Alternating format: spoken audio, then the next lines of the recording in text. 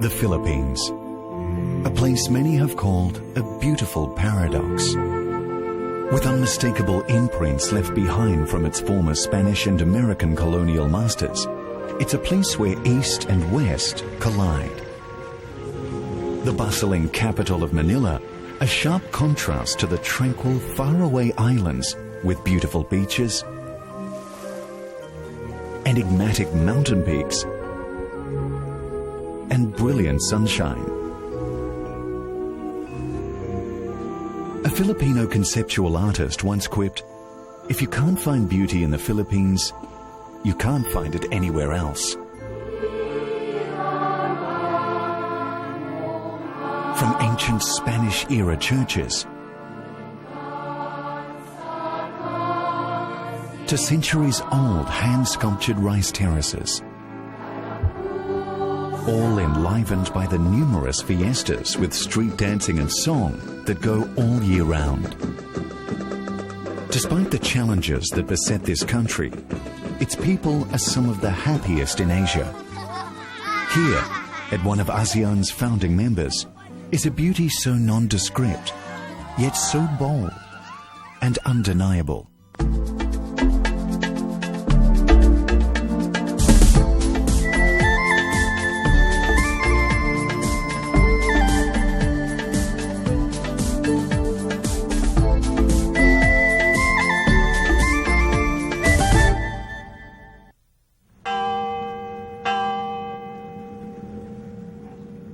Every Sunday morning, the familiar medley of church bells sound in a harmonious peal from steeples across the island of Bohol, Philippines' 10th largest island. This is the second largest church here, the Lowball Church. It is typical of the many centuries-old mini cathedrals built under the direction of the Spanish friars. These houses of worship are what bears the most distinct stamp of the country's Spanish colonial past.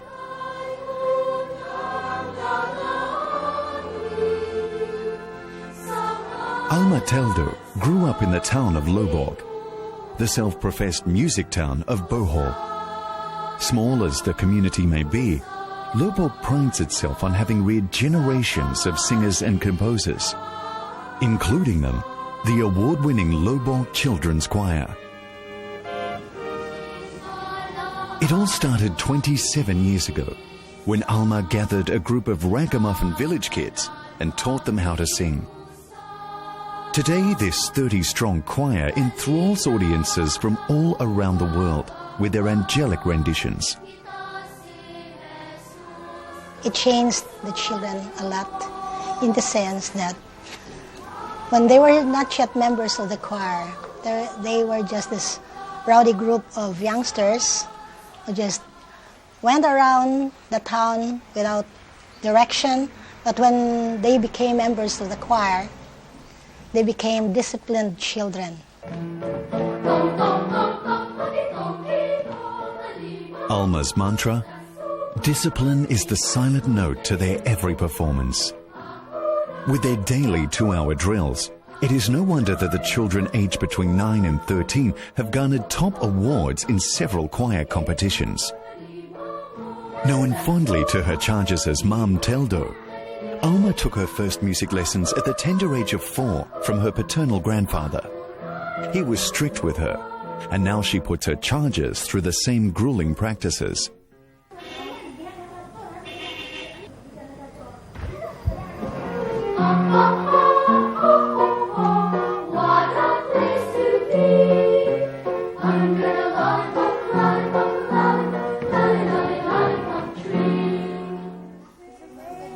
In its 23 years of existence, the Lowball Children's Choir has serenaded audiences not just from the Philippines, but from several other parts of the world, like China, Hong Kong, America, and Europe.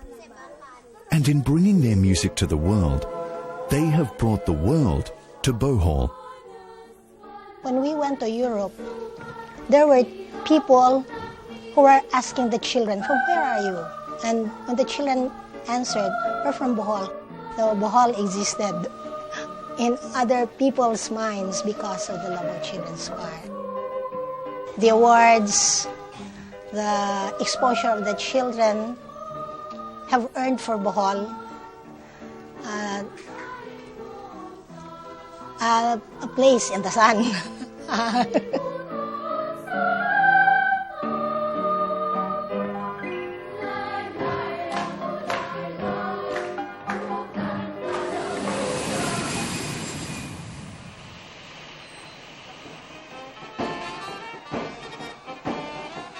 Bohol is located in central Visayas, an hour's flight away from Manila. For the 1.1 million Boholanos, there is much to celebrate and sing.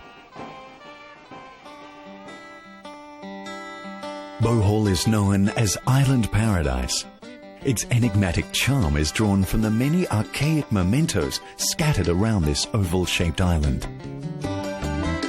Bohol is different from other places because Bohol has a little of everything that is found in the Philippines. Bohol has nature, old churches, beaches, music, and it's a replica of the mini Philippines. Bohol is a veritable masterpiece of nature, with its blend of pristine white beaches, rolling hills, and virgin forests. So much so that this island paradise has often been described as the microcosm of the Philippines. Chito has been bringing tourists around Bohol for the last 14 years. And this is the first place he brings them to, the Blood Compact Commemorative Shrine. One of the most important historical events in Philippines history, immortalized in bronze. It was here in Bohol that the Philippines first ushered in 400 years of Spanish colonization.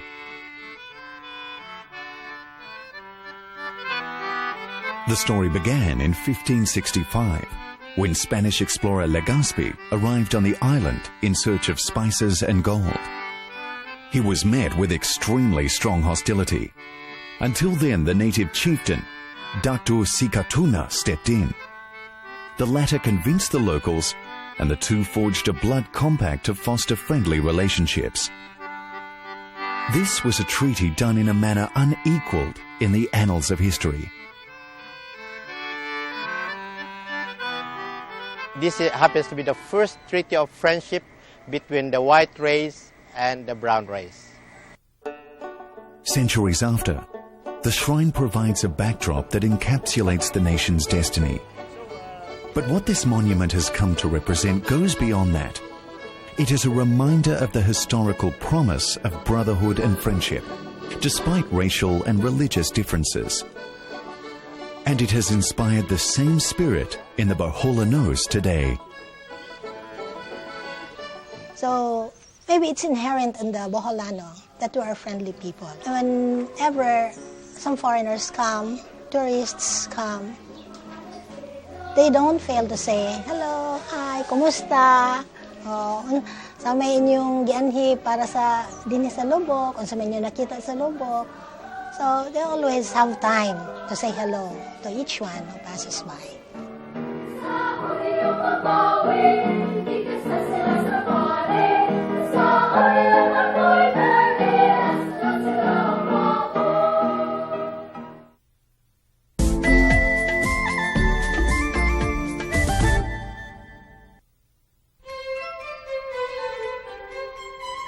When the Spanish came to the Philippines, they brought with them their faith, Christianity. With 86% of the population Roman Catholic, Philippines is the only Christian country in ASEAN. In the course of Spanish colonization, the friars constructed opulent Baroque-style church edifices. Found in Bohol is the second oldest Baroque church in the country, the Balitaan Church.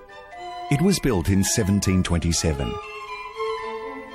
The Balitaan Church is very special to the people because of this old structure. This is made of coral limestones, and it's plastered with sand, limestone, and mixed with egg whites. Balitaan Church is already 410 years old, and 90 or to 95% still original. The fortress, like the design of the Balitaan church, has allowed it to withstand the ravages of time. It's weathered every storm, every typhoon, and every war. For the Filipino Catholics, it's customary to visit a church whenever you arrive in a foreign town. Even if not to pray, to soak in the stories of yore. It is said that inside this church is a torture chamber where natives who violated the rules of the Roman Catholic Church were punished. In Balitaan Church, every wall throbs with traditional heritage and history. Every nook and cranny of this sanctuary holds keys to the past. There are so many places to show your guests, to show your tourists, different places and well-organized places. They are all here in Bohol.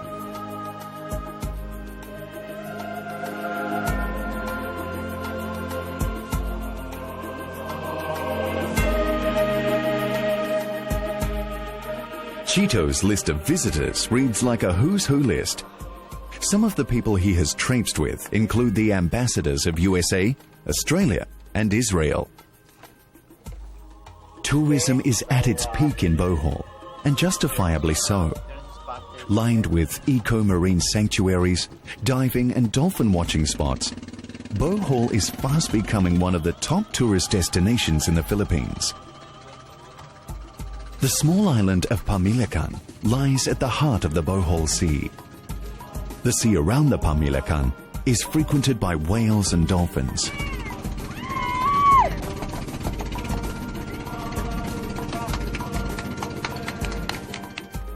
Tuwang-tuwa yung mga tourists kasi mako-compare nila yung mga dolphins na makikita nila dito sa wild kaysa trained na mga dolphins na makikita nila doon sa park. Kasi yung dito kasi makikita talaga nila yung ano talaga yung tunay na behavior nila pag nasa dagat talaga sila. Kasi dito naman talaga sila dapat ilalagay eh. Tourism has made Bohol a rich province.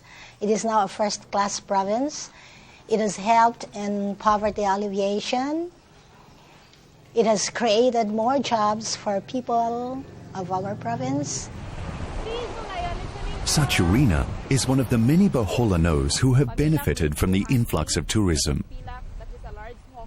She is part of a closely knit fishing community that live on the Balitaan Island. Saturina and her family used to hunt dolphins for a living. But since 1998, she has turned from hunter to protector. She now makes a living bringing tour groups to watch dolphins at play. Marine mammals aren't the only creatures being protected here in Bohol. Located near Bohol's jungle-fringed town of Corella is the Philippines' Tarsier Sanctuary.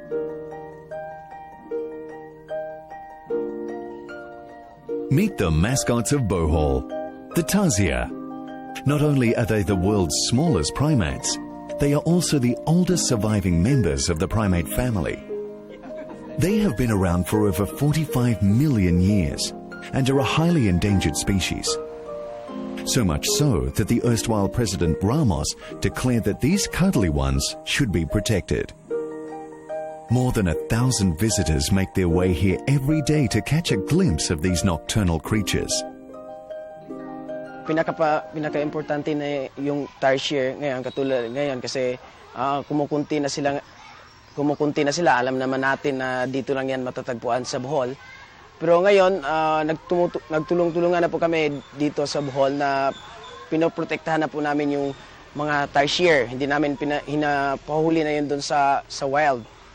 Kasi we are protecting para dumadami na yung Tarsier dito sa Bohol.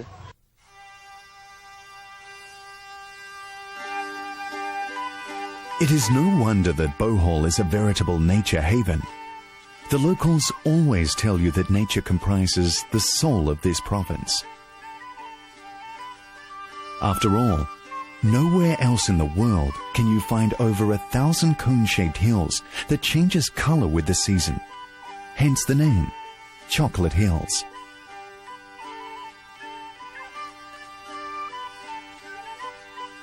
This is what many call the eighth wonder of the world. It's the attraction most synonymous with Bohol. In summertime, when the dome-shaped grass covering the limestone hills dries up and turns brown, the area is transformed into seemingly endless rows of chocolate kisses. There are about 1,268 mounds here, with heights ranging from 40 to 120 meters. And from a distance, they look completely uniform. Geologists have debated the formation of the hill. The most common theory is that the hills are weathered formations of a kind of marine limestone on top of an impermeable layer of clay. Locals, of course, have a more romantic legend on how the hills are formed. There was a giant named Pinoon who fell in love with an ordinary girl, an ordinary mortal. So at the time of the death of the girl, giant Pinoon cried and cried, and all those hills, the chocolate hills, are his teardrops, solidified teardrops. To get a panoramic view of this nature-sculptured terrain, you'd have to climb 214 steps up to the observation deck. And while you're there, toss a coin into the wishing well at the top of the hill and utter a prayer. Many believe that wishes made at this unusual geological formation are more likely to come true. But even if they don't, just sit back and savor the truly enchanting view of one of Mother Nature's own.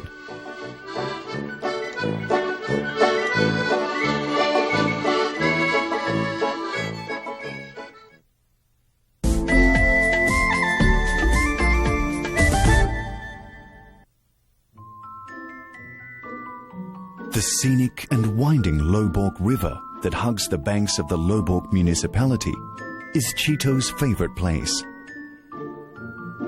The river is 20 kilometers away from the Bohol town center. And the highlight of it, floating restaurants with serenading rondalla singers.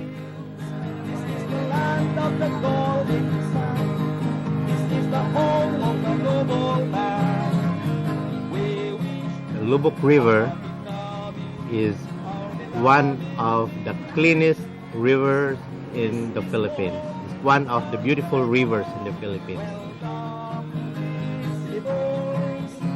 The floating restaurant takes cruises upstream, passing verdant riverbanks lined with coconut and nipa trees. Life along the riverbanks goes on as it must have for centuries.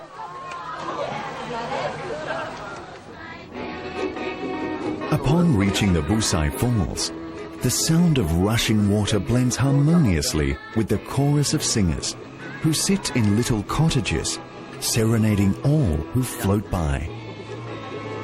Music is a part of the Boholano way of life. Everywhere you go, you will find groups of people singing, even farmers, right after their work on the farm.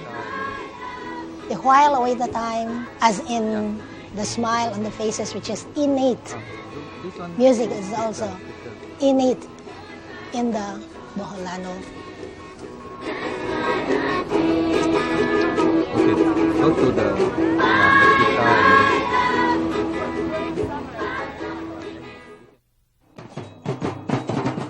The Philippines is a country throbbing with the rhythm of music. To sing and dance is Filipino.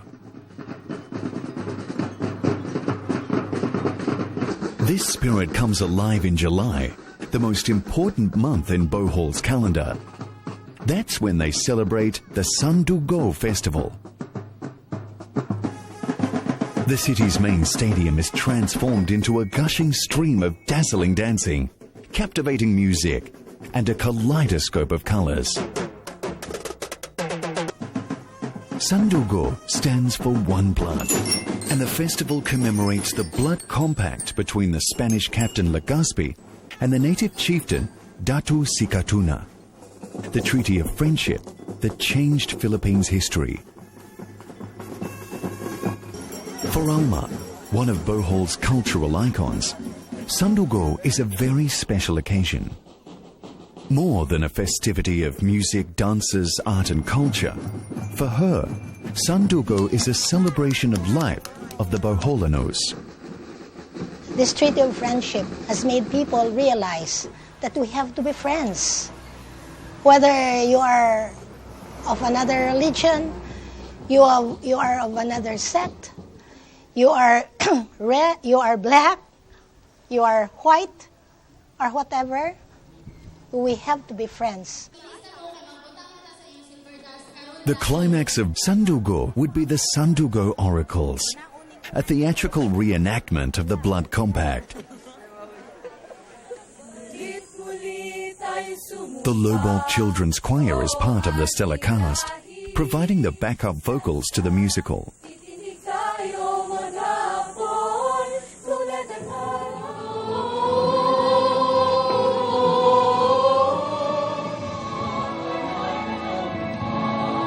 "250 performers.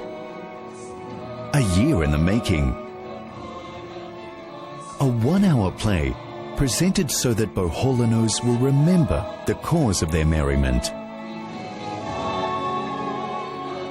Watching the whole festival, it made me very proud, and my heart was swelling with pride. I was almost crying, especially that part when Sikatuna and Legazpi had the Blood Compact. It has made me very proud because the Boholanos started everything to make all people in the whole world happy by being friends. There is a sincere air, a small-town intimacy to the whole Sandugo celebrations. Everyone who leaves Bohol would have their own song to sing about the island paradise with the talented, faithful, and hospitable people, boasting awesome sights of nature's bounty, brimming with colors and sounds, about the island paradise, which is a snapshot of the Philippines.